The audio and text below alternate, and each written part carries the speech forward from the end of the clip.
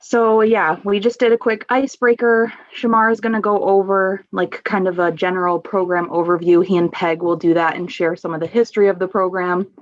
We'll talk some logistics and key dates to keep in mind. We'll also cover, as much as we're here to support the young people, there's also lots of support available to you all as employers and mentors. So we'll cover that. And then we'll spend the second half breaking out into different rooms because some of you are interested in being an employer, some of you are interested in being a mentor, and so there's kind of some different information that goes along with that. And then we'll have time at the end for some Q&A. So with that, I'm going to pass it off to Shamar. Thanks, Jordan. Again, I want to say thank you for you being here, whether you want to be a mentor or an employer or both. Thank you for taking time out of your day on a Friday. I know these are the times where we're trying to wrap up headed into the weekend. So we appreciate you taking the time to do this.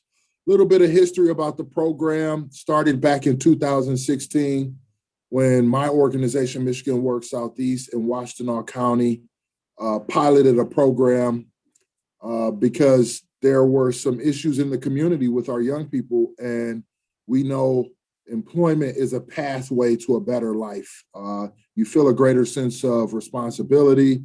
You have dignity because you have some dollars coming into your pocket. And it's just an opportunity for career exposure is what we really wanted to focus on, and giving our young people the opportunity to know that there's more than 2 or 3 career options out here. We were fortunate enough in 2017, the very next year, to have the university come over and partner with us and offer opportunities on campus. But besides that, they also were able to offer tremendous resources in the likes of the Jordans and the Zoes to be able to give us additional manpower, because at that time, there were 2 of us working on the program, and to have additional help and thought and think tank like partners really allowed us to expand how the work was being done. Some of the overview of the program, the young people need to be from Washtenaw County. And so, the young adults need to be from Washtenaw County, and the age range is 16 to 24. So we really explore the continuum of age. I've read somewhere that a young person is now considered young up to the age of 32. So yeah, in the work, everybody's shaking their head and thumbs down. There was something like 25 million people up to the age of 32 still living in their parents' home or choosing to live with their parents for whatever reason. And the jobs are usually located throughout Washtenaw County and or at the University of Michigan. So we're not sending folks to Wayne, Livingston, Calhoun counties.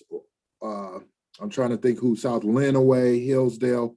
We really focus in on Washtenaw County, including the university campus. And why is summer youth employment important? Or why summer youth employment, It's an opportunity to build networks, leadership, and professional experience, which is important. Think about your first position that you put in the chat. Think about where you're at now, and think about all of the lessons learned and people who helped you or stood as a barrier. Some of the things that we're going to talk about, we teach the young people, is how to work past some of the barriers that work inherently puts in front of you. And it prepares young people for future careers and next steps. So this is more of that exploration and essential skill gathering. So the time of the employment and mentorship is from June 14th, which is when basically all of the schools around the county are officially done for the year, out to August 20th, which is about a week before school starts back up. So we really want to occupy the entire time of the summer with the young people and give them the full experience. So what does the program look like for our young adults? There's 2 levels of engagement. We'll get into that a little bit later. There's the mentorship opportunity. Raise your hand if you have a mentor right now. Right now, I work with 2 different mentors to help me along my path, and it is one of the most key elements of the program. And the statistics and data and research shows that if you have a mentor as a young person, you are far better off in will experience less of the barriers that I spoke about because you have someone to talk to. So you all are providing an essential service to us. Ongoing professional development and support via staff at the university and through Michigan Works Southeast. And then they're going to walk away with a portfolio of all of the work that they've done. There'll be some assessing for career opportunities. There'll be a cover letter. There'll be a resume. There's a couple things that they'll walk away with in that portfolio that are tangible tools that they can take with them for the rest of their employment career.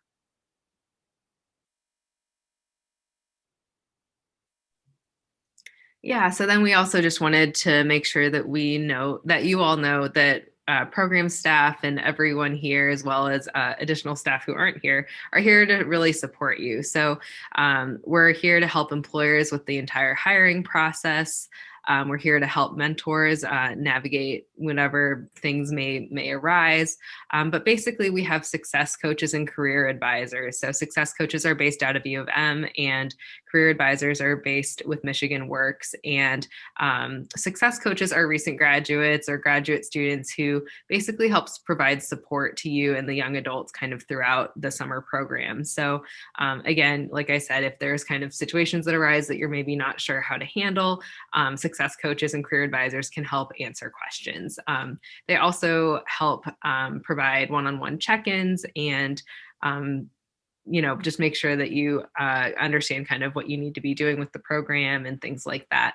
And then lastly, they just act as kind of a liaison between you and your mentee or you and your intern. So one other thing that they do is they help create newsletters. So we've gotten some feedback in the past that we send too many emails. So we want to spare your inboxes, but we also want to make sure that everyone knows what's happening. So we'll be sending monthly newsletters with, key dates, different information you need to know, things like that. And then there's also a mentoring guide, which we developed last year in the virtual reality. So basically, it can be helpful for both mentors and employers. So there's different suggestions for engagement, different topics to maybe talk about with your young adult, things like that. The most important thing is just to remember that it's optional. So we created it because we wanted people to have guidance if they wanted it. And that being said, many of you bring so much experience and, you're already seasoned mentors. So if you don't feel like you need it, you definitely don't need to use it. But that being said, it's there and it's linked. So then lastly, like I mentioned, we do one-on-one check-ins. So they're required for the employers and then they're optional for mentors, but we just want you all to know that we really are here for you. So if you're having trouble with different mentorship ideas or things that might happen in the office or things like that, I guess I should say office, success coaches and career advisors can definitely help. So there are the required one-on-ones are in July, and then there's also optional ones at the beginning of the program. So that being said, anyone should feel free to reach out at any time. And then, so we wanted to make sure to shout out our partner, Lisa Bartley. So she's with Michigan Rehabilitation Services. One of the things that we really love about SummerWorks is that there is a wide array and diverse group of young adults that we have. So some of them do have disabilities, and Michigan Rehabilitation Services is here to help you if you have questions about working with and or engaging with individuals who have disabilities. But yeah, Lisa unfortunately couldn't join the call today, but here's her contact information, and she is always available and she's wonderful. So. Hey, Zoe, can I jump in here for a second? I see that I sort of partly skimmed over a part that was really important, and I started to talk about it, but I fell back because I think Peg needs to talk about some of the actual logistics of the program, right? So my apologies for sort of stepping on your territory, Peg. I didn't know if you wanted to give folks some of the key details around what are the actual logistics of the program. So my apologies. You're on mute, Peg. There we go. Yeah, there's a lot that goes on with this program for young adults. There are 3 tracks, and should I say levels of engagement. Number 1, there's internship, professional development, and mentorship. Or track 2, it's professional development with a mentor. And then also open to young adults in Washtenaw County, which Shamar mentioned. And so then you can have career talks, publicity that is available in web resources. I know that tracks 1 and 2 ultimately are creating the professional is put together to create a professional portfolio for our young adults. So those are program deliverables. Such things as mock interviews, which are very important. And I know that last year, the youth got a lot out of doing mock interviews. A couple of the youth had numerous mock interviews. An executive summary they're going to create, that important resume that we all need. And then they utilize, the program utilizes Cuter Journey career exploration. Well, I thought if I was going to talk about it, I better know what it is. Cuter Journey is a one-of-a-kind solution to help you plan for a right career. And I think that's great. I wish they had that when I was in school, or even a young adult, based on your specific needs or interest. It provides reliable tools to assess your interest, suggest an education. You know, do you go to college, or do you do a trade? You know, or do you go to a trade school? And of course, career options, prepare for job search, and connect you with today's jobs. I thought that was a real good description of Cuter Journey.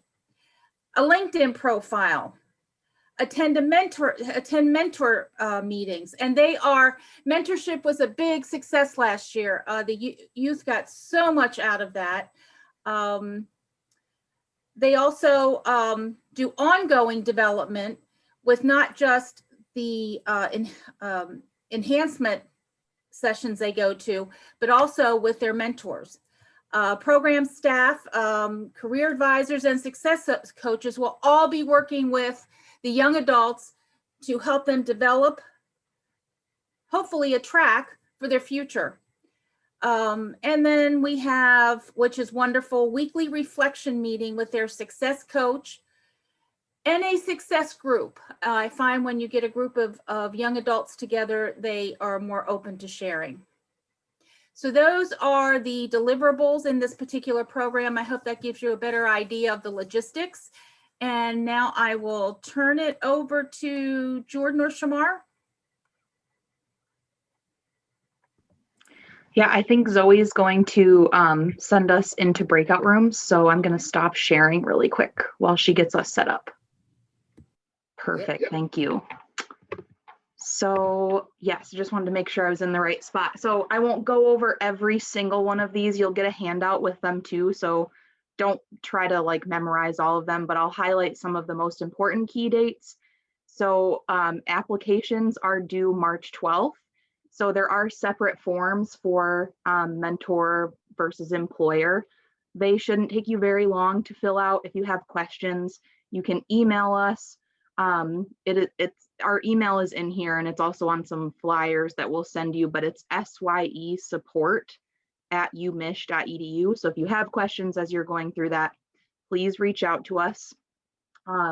We'll be following up with you with job descriptions. So that's like the last part of the employer application.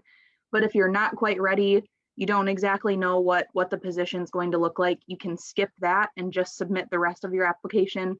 We'll follow up with you as needed to get those. We have a few different options, days and times for employer orientation. So April 21st, 23rd, or 26th. The employment period, again, June 14th to August 20th. There are a couple of just kind of celebratory events that we do that we love for folks to come to. So mark those on your calendar. Last year they were virtual, but I don't know if it's going to be entirely safe to convene a ton of people. So we're playing it by ear what those will look like. And then the other thing I'll highlight, so the week of June 7th, we do offer optional additional training for employers and mentors. Those sessions are more geared towards like social identities and, creating an inclusive welcoming workplace, especially when we think about, hiring someone who might be 16, because I don't think everybody typically does that. So those are completely optional, but meant to be there as an additional resource to you all. And again, if you have questions as I'm kind of speeding through to try to keep us on time, please just feel free to interrupt me. So Shamar, can I have you jump in here and talk about, so even if you're not, if you're just kind of interested in being an employer and not just the mentoring route, mentorship is a huge part that's always really important, even for our employers. So Shamar, do you mind talking about why it's important to kind of build that in and how people have done that in the past? Absolutely, and I'll be brief. When you think of mentorship, I say think less of big brother, big sister. Think more of the type of mentors that you've had professionally who say, hey, I would consider doing it this way instead of that way, and here's why. Or here's an opportunity for you to learn something that you may not have been exposed to. So it's formal because they are working for you, but it's informal because it's an opportunity for you to teach in a way that you may not be able to do with, let's say full-time paid staff. So, young adults report that the mentorships and networking are some of the most valuable takeaways from their SummerWorks experience. So you will be one of the key influencers on how this young person walks away thinking about work. And just know that the community has tons of resources. I always say Washtenaw County is resource rich. And so keep that in mind. So there's a lot of ways you can connect adults, whether it's, let's say they have some food insecurities, housing insecurities, or they're just trying to do some career exploration or other opportunities. There's tons of resources that the career coaches and success coaches can afford you. And so you can also help them create a goal plan. So I tell the young people, plan your work and work your plan. And you can be a large part of that because you're going to be engaged with them every day or every day that they work with you. And so you can help sort of guide and mold and push them into the areas that they should be considering. So it's really important for you to look at it as more than just having an additional set of hands or an employee, but this is an opportunity to shape and guide the young person's future endeavors. Yeah, thanks, Shamar. And like you said, you don't have to think big brothers, big sisters, right? So some of y'all actually highlighted examples that I think are really great and definitely apply. So Jim, your position being a lot more broad and them getting to explore different areas, that's a great example of what people have done in the past. And then I think Denise mentioned the work might be more routine, but maybe there are opportunities for them to meet with different people in the office and learn about what they do. That's really what we're talking about here. And it's super valuable to the young people because it gives them an opportunity just to talk to folks who are, have careers and jobs that they might not even have known existed. Okay, job descriptions. So there are examples linked here. We'll also send you the file directly. So there's a few of them in there, and they are descriptions that are used for SummerWorks. So they're real internships that have existed in previous years. So you can kind of get an idea. I think I saw a message in the chat about like the order of the application. I believe there is information that you need to fill out past page 1. I can't remember exactly how the survey is divided up, but the job description is like the last piece. So it won't let you submit the application without filling out the required pieces. So you'll kind of figure out what you have to do versus not do when you're in there filling it out. So I just wanted to quickly highlight kind of the key components that the job description, how we kind of structure it, what we'll ask you for. So putting the mission of your organization or business or department, the young people really like that. If you can link to your website, that's also great. If you don't, we try to find it for you. But they get these job descriptions a few weeks ahead of time. So they have a couple of weeks to really dig in and review them, and they do. We used to do this interview stuff in person, And they would all come in with these packets of job descriptions marked up. They do their research, they'll look at your websites. They're really good about that. So like Shamar said, the more information you can give, the better. Jim, if it's something like your position, just put in there that they're going to have the opportunity to rotate around and that the work will shift. So yeah, mission, great. 2 to 4 key projects or responsibilities you anticipate them working on this summer. Skills or experiences that you think the young person would gain from working with you. Any like special requirements or working hours that you might need. So someone mentioned, I think it was John, so if them traveling to plants or something, maybe that's something you'd want to note here. And then the last part, you know, what are your desired skills and qualifications that you're looking for in an intern? And like I said, we're here to kind of help you. I know sometimes it can be hard to think about how to put this into words that like would mean something to a 16-year-old. So we're happy to help if you all have questions. And then, yeah, so we talked about this, what they're used for. The young people see them, they go through, decide which jobs they're interested in, and it helps them kind of plan who they want to interview with during that interview week. Okay, so now we're going to get into some of the hiring stuff. And I know we don't just have University of Michigan employees or departments on the call. So Shamar, if I could have you fill in some of the stuff, because the processes are a little bit different if you're a local business versus a U of M department. I help with all of the U of M hiring, so I can speak to that really well. So really quick, and this part is universal for everybody. What do we cover? Basically, all of the standard hiring process. So we'll take care of I-9 forms if they need work permits.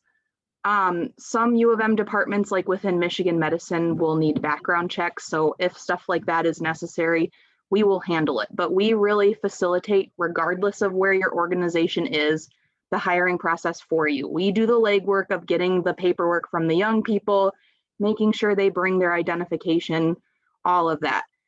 For U of M departments, we'll get them a basic M card, get them set up with a unique name and a level 1 Kerberos password. They'll get Gmail, email access just like anybody else would. We are kind of figuring out how that will look because HR right now is doing all of their hiring pretty much virtually. So it might look a little bit different, but that's all, rest assured, on our end to kind of figure out. I have talked to HR, so our contact at the university, her name's Jennifer Simmons. She works in like general HR temp staffing. And she has assured me their office is ready, has the capacity to do it. The university is still under kind of a hiring freeze and has some restrictions around hiring temporary staff. We tried to get an exception for that for the program. It doesn't look like that's going to happen. So my suggestion at this point is if your department is interested, just make sure you have authorization on your end and HR can process the hire. And so what should you think about? So I tell everybody just to kind of keep in mind what your typical onboarding procedures would be for an intern or a temporary employee and stick to that. You don't have to treat, SummerWorks interns any differently. And then for U of M folks specifically, you'll need to add interns to your payroll static group. And you'll get emails from HR reminding you to do all of this stuff. And then the other two really good things are just to review departmental time reporting procedures. So we show them how to use Wolverine Access. It's great to give them a reminder. If your department uses something else, please make sure that you show them, let them know what the deadline is to submit their timesheets. And this is different for local businesses. So this is U of M specific. And then I don't know how common this is going to be given most people are still working from home, but if they needed building access, you would need to submit that so that they can swipe in with their M card. Or if for some reason, I don't think I've ever encountered this, they need more than that level 1 password, you would also have to get that set up. So Shamar, do you want to talk about hiring for local businesses and then I can dig into the matching process a little bit more? Yep. So right now we're currently trying to figure out one of two options. Up until last year, all of the young people would have been employees of Washtenaw County, but we were able to receive some specialized funding from the state of Michigan here at Michigan Works Southeast. So we brought them on as employees temporarily here at Michigan Works Southeast. We more than likely will be doing that again.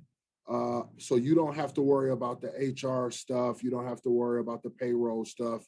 It's a twice a month billing process, or excuse me, monthly billing process that will happen. And so we will just have you verify the young person's hours via a Google document. And it's a two-phase approach. The young person sends it to you authorizing that they've done these hours. You look it over and then you send it to us authorizing that you approve that those hours have been working. And we will invoice you monthly.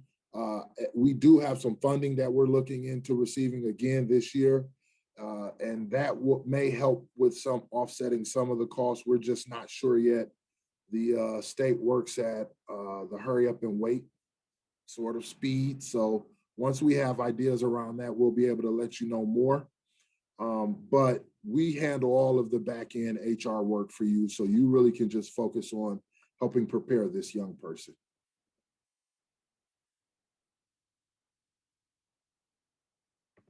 Thanks, Shamar. Sorry, I was answering a quick question in the chat.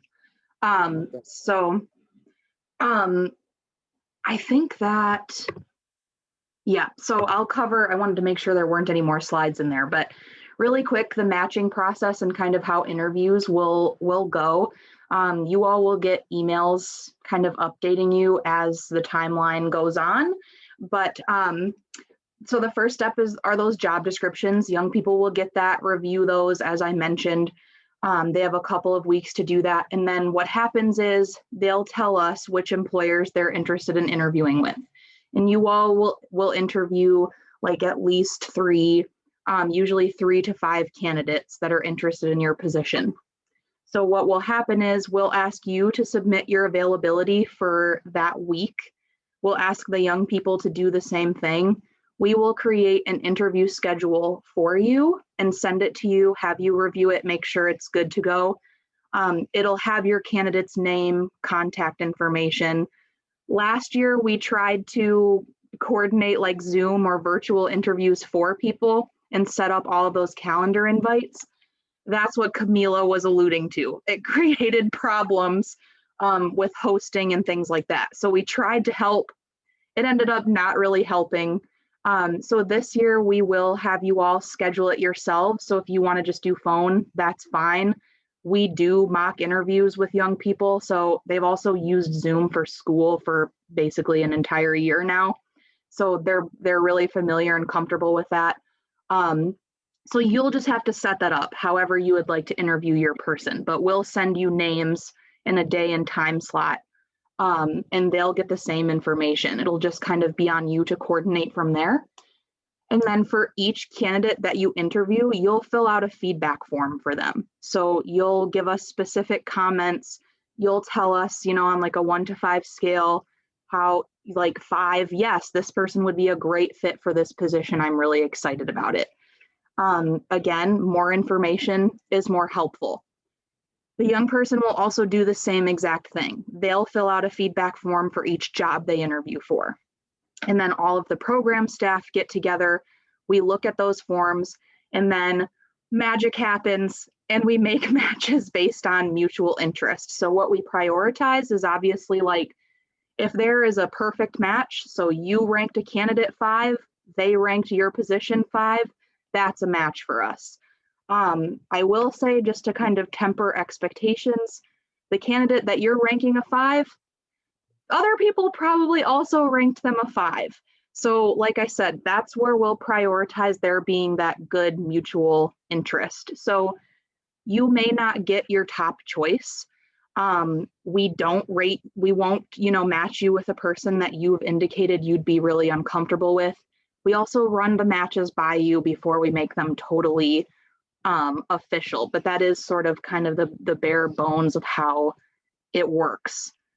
Any questions on that? I just have a quick one. You mentioned that there might be kind of 3 candidates. Who narrows that down? Do you guys narrow that down, pre-narrow that down, or do you give us more and then we kind of look through which 3? So we'll narrow it down, and it's, it's based on, like I said, like how many people are and how interested they are in different positions, because our goal is that it's a great fit. The young people get something out of it, but it's also a good positive experience for you. So we don't want to be pairing you with people who aren't really interested in the job and aren't going to really like fully engage with it and get the most out of it. Perfect. Thank you. I would just add strategy when you do get to the ranking. I don't know how to explain it any better. Like Jordan said, you're going to have some standouts that it's no different than hiring in real life. You're going to have your standouts. You're going to have that middle of the pack, and then you may have someone that is just not a good fit. So as you're ranking these folks, you have to keep that in mind. But also you are absolutely capable, and I encourage you, if you have a young person that you think is going to be a great fit, make sure you mark them up that way. I'm sorry I have to go. I have a finance call right now, and I'm sure they're wondering where I'm at. So yeah, no worries. We ran over a little bit. Thank you so much for jumping on to listen and hear about the program. It is a tremendous benefit.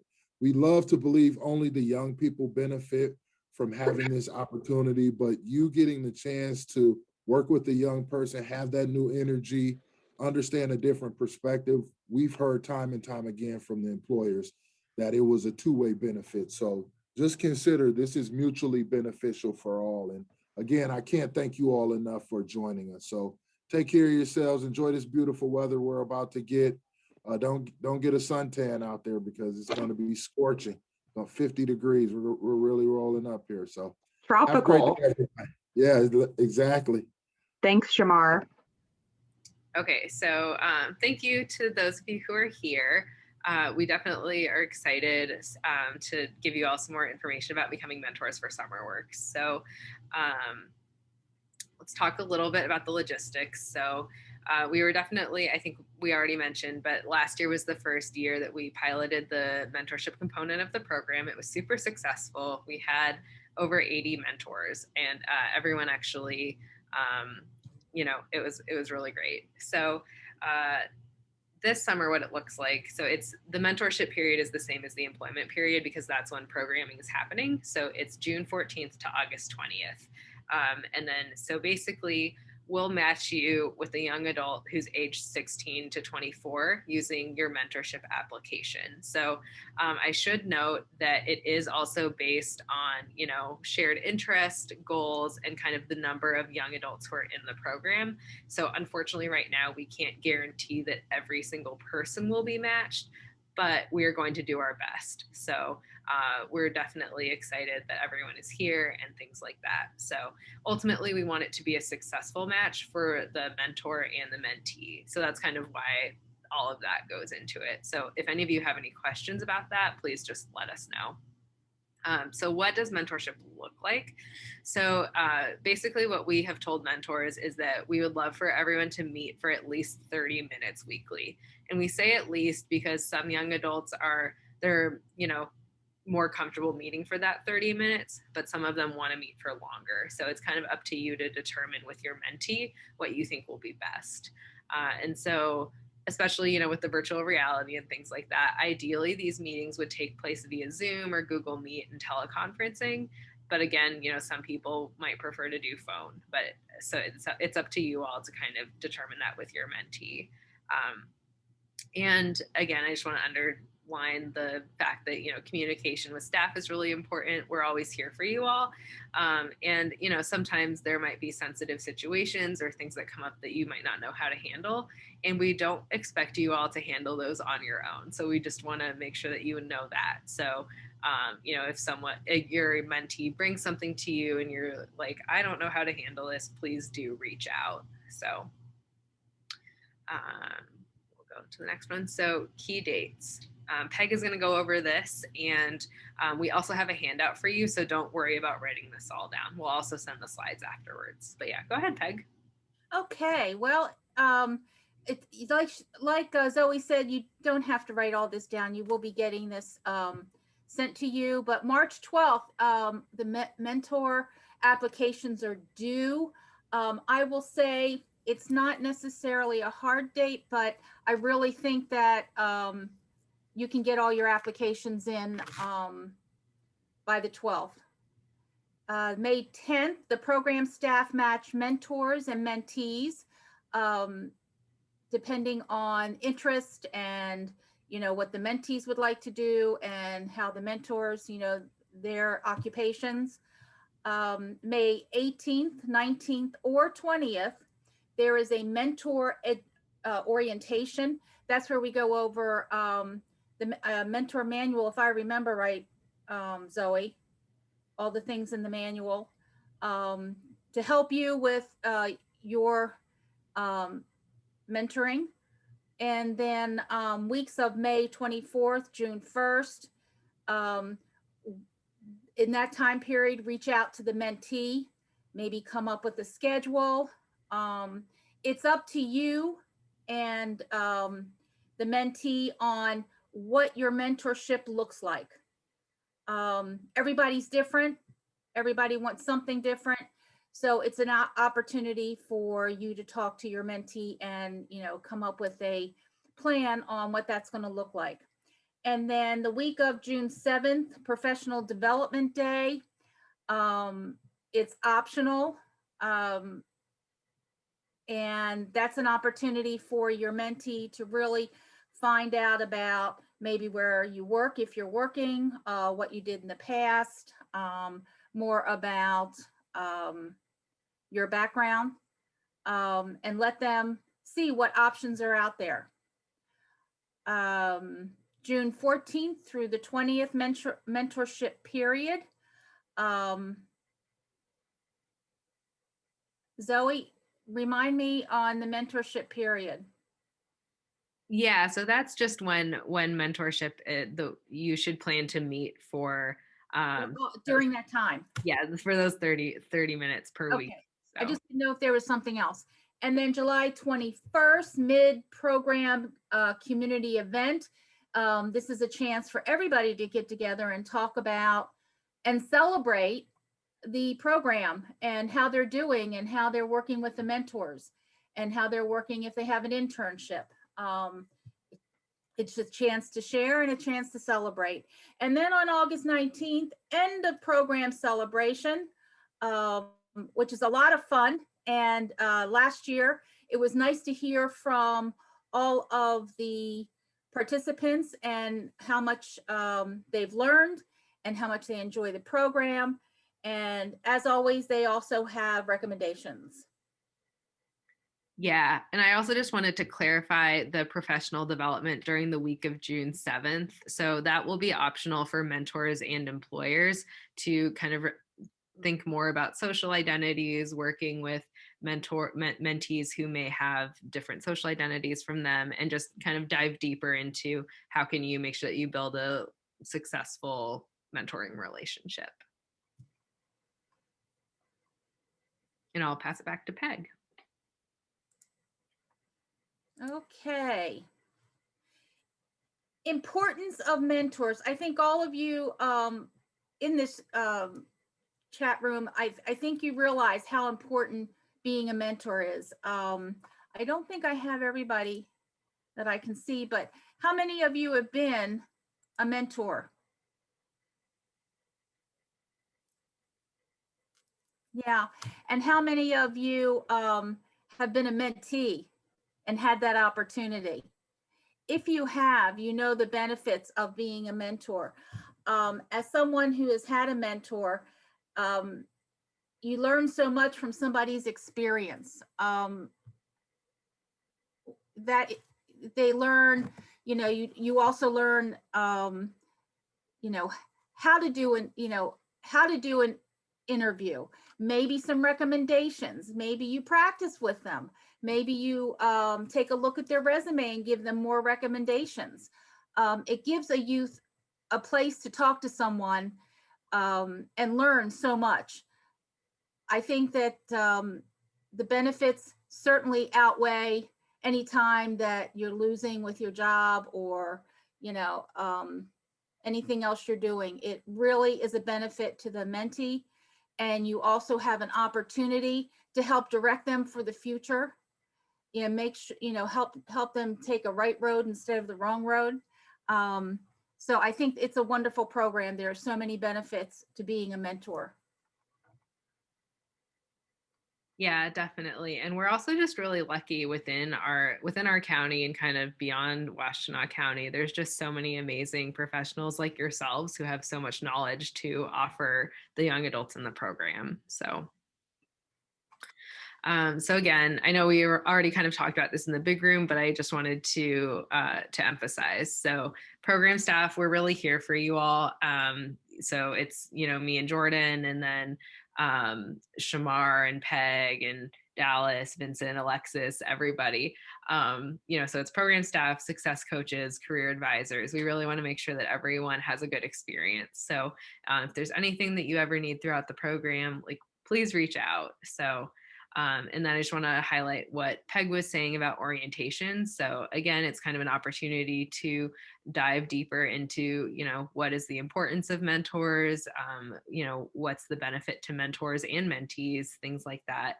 And again, how can you kind of make sure that you're building that successful relationship? And again, you only need to go to one orientation. You do not need to go to all three. We wanted to make sure that there were options for people. And so then again, the mentorship guide, I just want to highlight that it's optional, but people did find it helpful last year just to have different topics to talk about with their mentees. And it's things like, you know, building off of the Cooter assessment that Peg mentioned earlier, or it's, you know, like she said, maybe reviewing that resume, things like that. So, and then lastly, so mentor and employer roundtables. So this was kind of geared more towards the mentors because they expressed last year that they would like the opportunity to kind of network with each other and share ideas, best practices, maybe challenges too. And so we host two during the program. One is at the end of July, and then one is at the end of June. That's right. And so basically, like I said, it's an opportunity to connect with other mentors and employers with people's permission. We also made kind of a roster with people's different industries and contact information in case people wanted to connect offline. And then, yeah, it was just to share best practices and what was working, what maybe wasn't working, and just to kind of collectively brainstorm. So, so that those are kind of some examples of the support that we provide through the program. So that was kind of a quick overview. I'm going to go ahead and stop sharing my screen. But does anyone have any questions right off the bat?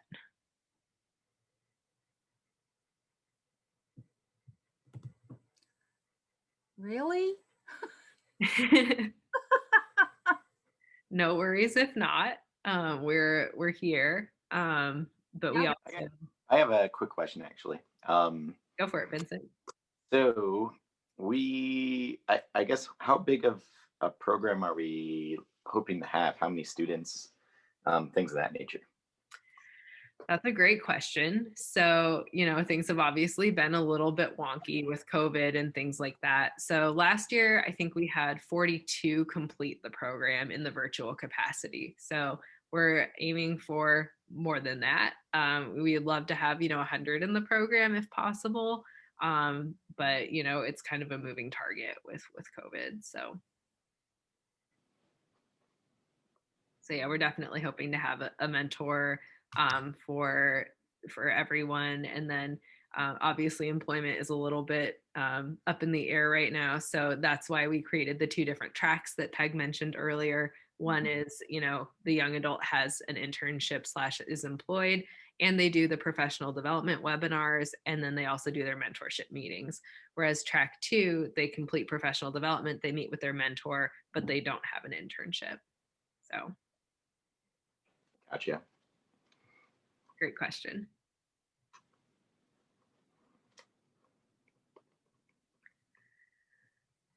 Well, if no one has any questions, I know that time is precious, so please feel free to step out or to stay if you want to ask us questions individually, we will send out kind of a recap email that has everything that we mentioned in this info session. It will also have the application if you know that you want to apply, which we hope you will. But yeah, please have a happy Friday, and we hope to see you in some capacity soon. Thank you. Here. Have a good